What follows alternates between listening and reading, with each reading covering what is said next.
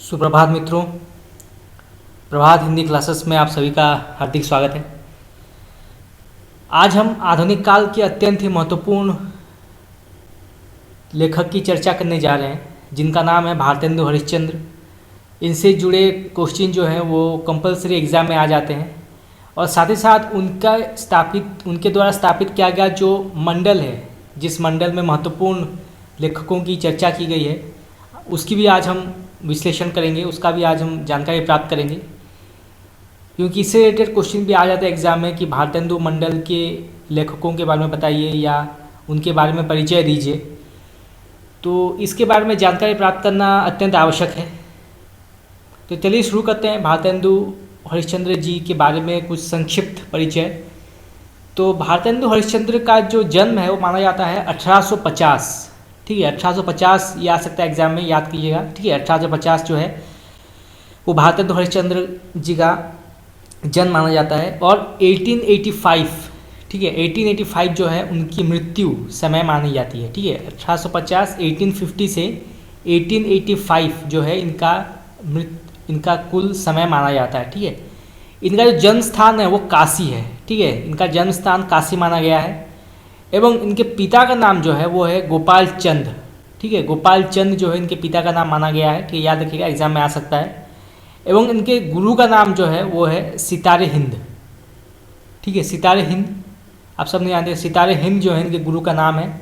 एवं इनको उपाधि मिली है भारतेंदु की। ठीक है, इनको भारतेंदु की उपाधि जो है प्राप्त हुई है इनके हिंदी साहित्य में इनके योगदान के लिए इनको भारतेंदु की उपाधि प्राप्त है। एवं इनका जो उपनाम है, ये एग्जाम में आ जाता है मेनली, इनके उपनाम। तो इनका जो एक उपनाम है वो है रसा। ठीक है, रसा इनको कहा जाता है। तो इसे जानना अत्यंत आवश्यक है। देखिए यहाँ से जो है 6 क्वेश्चन बनते हैं, तो इसे अब याद कीजिएगा। ठीक है, भारतेंदु हरिश्चंद्र के कुल रचनाओं की संख्या जो है वो मानी गई है 175। ठीक है, 175 जो है इनकी रचनाओं की कुल संख्या मानी गई है। उनके काव्य ग्रंथों की संख्या जो है वो 70 मानी गई है। ठीक है, 70 जो है इनकी काव्य ग्रंथों की संख्या मानी गई है। तो बहुत सारे इनकी रचनाएं हैं, तो कुछ रचनाओं के नाम जान लेते हैं। पहला है भक्ति सर्वस्व, फिर दूसरा आता है प्रेम मालिका, तीसरा कार्तिक स्नान, चौथा है वैशाख महात्म्य, पांचवा है प्रेम सरोवर, ठीक है, जैन कौतूहल, प्रेम माधुरी, ये आ जाता है एग्जाम में, याद रखिएगा। फिर प्रेम तरंग, उर्धार्थ भक्तमाल। ठीक है, तो ये 10 महत्वपूर्ण रचनाएं हैं भारतेंदु हरिश्चंद्र जी के।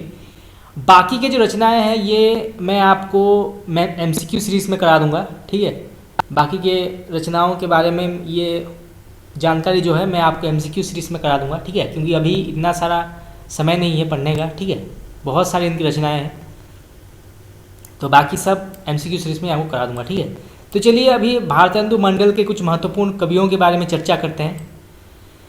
तो सर्वप्रथम जो आते हैं वो हैं बद्री नारायण चौधरी। ठीक है, बद्री नारायण चौधरी जो है महत्वपूर्ण कवि हैं भारतेंदु मंडल के। इनकी जो समय है वो मानी गई है 1855। ठीक है, 1855 से 1923 जो है इनका समय निर्धारित किया गया है। ठीक है, बद्री नारायण चौधरी जी का समय जो है ये 1855 से 1923 माना गया है। ठीक है, इनके महत्वपूर्ण रचनाएं कुछ इस प्रकार हैं। पहला है जीर्ण जनपद, ये एग्जाम में आ जाता है। ठीक है, याद रखिएगा, जीर्ण जनपद के लेखक के नाम बताइए, तो इसका आंसर होगा बद्री नारायण चौधरी। ठीक है, इनका जो उपनाम है वो माना गया है प्रेम घन। ठीक है, प्रेम घन जो है इनको कहा जाता है, इनका उपनाम जो है प्रेम घन माना गया है। ठीक है, दूसरा है आनंद अरुणोदय। ठीक है, आनंद अरुणोदय, एक मिनट,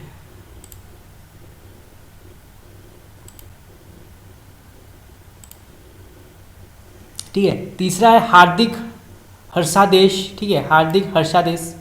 चौथा है मयंक महिमा, ये भी एग्जाम में आ जाता है। ठीक है, याद रखिएगा, मयंक महिमा। पांचवा है अलौकिक लीला। ठीक है, अलौकिक लीला। 6 नंबर है वर्षा बिंदु। ठीक है, वर्षा बिंदु। 7वां है लालित्य लहरी। ठीक है, लालित्य लहरी की रचना की है बद्री नारायण ने। फिर आता है ब्रजचंद पंचक। ठीक है, ब्रजचंद पंचक। चौथा है स्तोत्र। ठीक है, तो ये 9 महत्वपूर्ण रचनाएं हैं बद्रीनारायण चौधरी के। ठीक है, कुछ भी आ सकता है एग्जाम में, तो आप सब याद रखिएगा। ठीक है,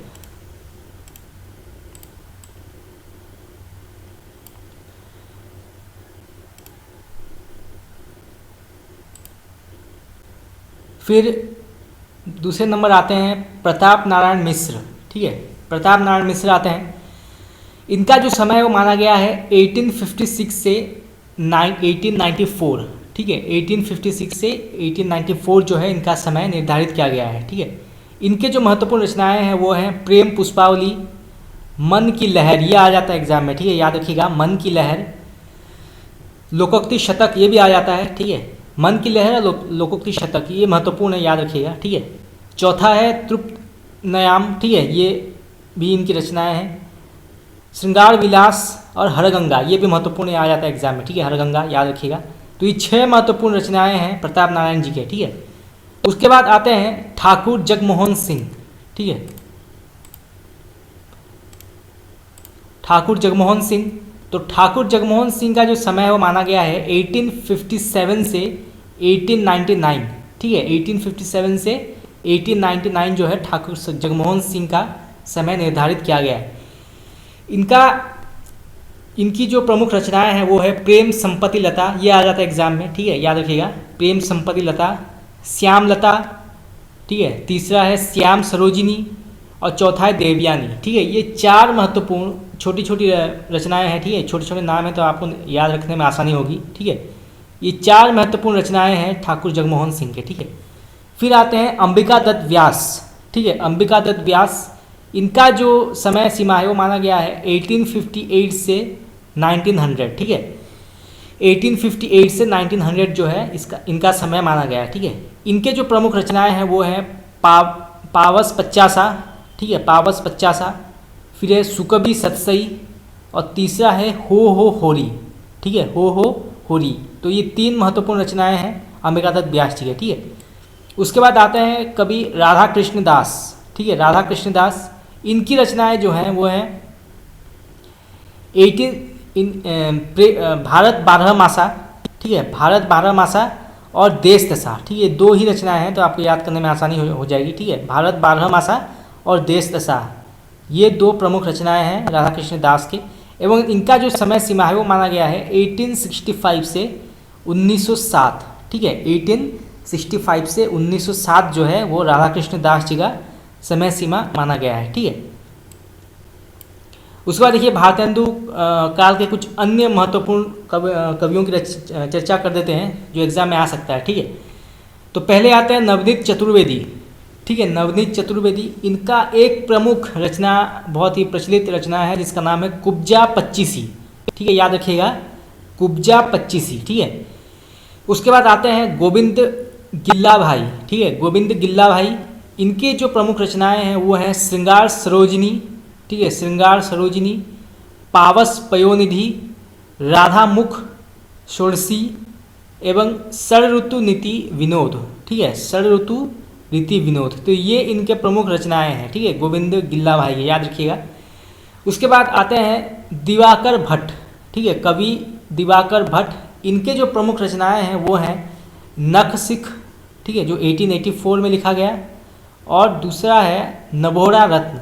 ठीक है, जो 1888 ईस्वी में लिखा गया। ठीक है, तो ये प्रमुख 2 रचनाएं हैं दिवाकर भट्ट जी के।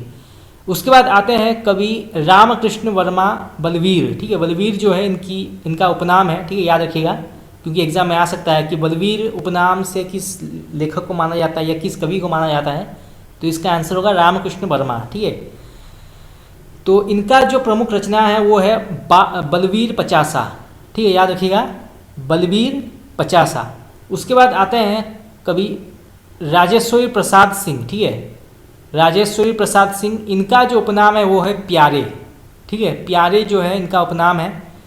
तो इनकी जो प्रमुख रचना है वो है प्यारे विनोद, प्यारे प्रमोद। ठीक है, प्यारे प्रमोद जो है इनका एक प्रमुख रचना है। तो एक ही रचना है तो आपको याद करने में आसानी हो जाएगी। ठीक है, प्यारे प्रमोद। उसके बाद आते हैं कवि राव कृष्णदेव शरण सिंह गोप। ठीक है, राव कृष्णदेव शरण सिंह गोप, तो गोप जो है इनका उपनाम है। ठीक है, तो सारे आप उपनाम जो है याद रखिएगा, क्योंकि उपनाम से रिलेटेड क्वेश्चन जो है आ जाते हैं एग्जाम में, ठीक है। तो राव कृष्णदेव शरण सिंह गोप जो है इनका पूरा नाम है, ठीक है। तो इनका जो प्रमुख रचना है वो है प्रेम संदेशा, ठीक है। प्रेम संदेशा जो है इनका एक प्रमुख रचना माना गया है, ठीक है। उसके बाद आते हैं कवि दुर्गादत्त व्यास, ठीक है। दुर्गादत्त व्यास, तो दुर्गादत्त व्यास की जो प्रमुख रचना है वो है अधमोद्वार शतक, ठीक है। अधमोद्वार शतक इनका एक प्रमुख रचना है, और इसका जो समय है वो माना गया है 1872 ईस्वी, ठीक है। 1872 ईस्वी में इसकी रचना की गई, ठीक है। उसके बाद आते हैं कवि राधा कृष्ण गोस्वामी, ठीक है। ये बहुत ही महत्वपूर्ण कवि हैं, इनसे जुड़े क्वेश्चन आ सकते हैं एग्जाम में, ठीक है। इनका जो प्रमुख रचना है वो है नवभक्त माल, ठीक है। नवभक्त माल के कवि जो हैं वो राधाचरण गोस्वामी माने जाते हैं, ठीक है, तो याद रखिएगा। उसके बाद आते हैं कवि गुलाब सिंह, ठीक है। गुलाब सिंह, तो गुलाब सिंह कवि के जो प्रमुख रचना है वो है प्रेम सतसई, ठीक है, याद रखिएगा नाम। प्रेम सतसई की रचना की है गुलाब सिंह जी ने, ठीक है। तो इसी के साथ आज हमने भारतेंदु मंडल के प्रमुख कवियों एवं रचनाकारों की चर्चा की, उनके रचनाओं के बारे में जाना, उनके समय के बारे में जानकारी दी, और साथ ही साथ भारतेंदु हरिश्चंद्र जी के बारे में भी कई जानकारी आज हमने प्राप्त की। और साथ ही साथ मैं आपको बता दूं कि भारतेंदु हरिश्चंद्र जी के जो अन्य रचनाएं हैं उसकी चर्चा हम MCQ सीरीज़ में कर लेंगे, ठीक है। MCQ क्लास जो मैं लाऊंगा तो वहाँ पे मैं इसकी चर्चा आपसे कर लूँगा, ठीक है। तो मित्रों आज के लिए इतना ही। अगले क्लास में मैं आधुनिक काल से जुड़े और महत्वपूर्ण टॉपिक जो है वो डिस्कस करूँगा, जो आपके एग्ज़ाम से रिलेटेड बहुत ही महत्वपूर्ण है। तो आज के लिए इतना ही। आपका बहुत बहुत धन्यवाद।